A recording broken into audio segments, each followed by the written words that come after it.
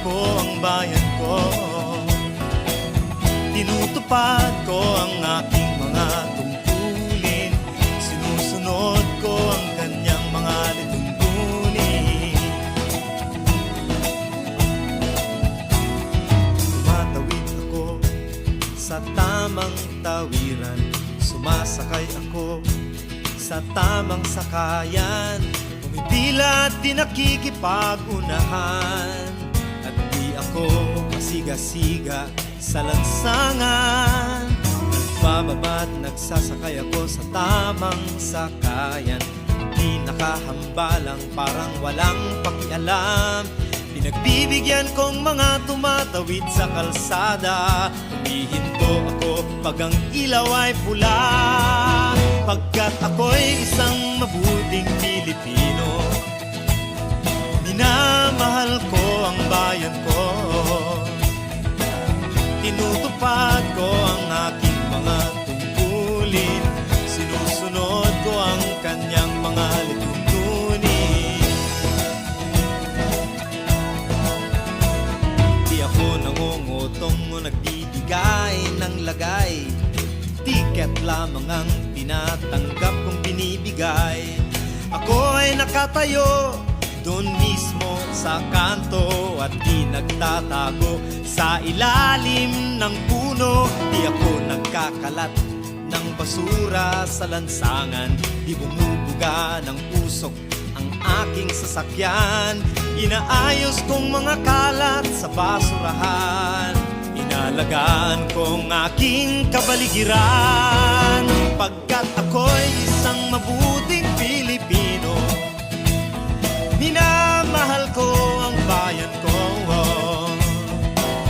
Tinutupad ko ang aking mga tungkulin.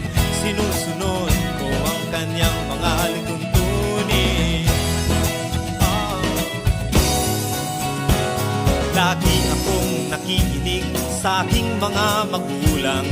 Kaya't pag-aaral ay aking pinagbubutihan. Di ako gumagamit ng bawal na gamot, o kaya'y tumatambay at sa eskwela'y di pumapasok.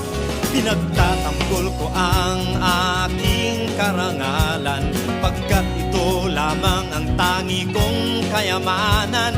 Di ko binebenta ang ating kinabukasan. Ang boto ko'y aking pinahahalagahan. Pagkat ako'y isang mabuting Pilipino. Minamahal ko ang bayan ko.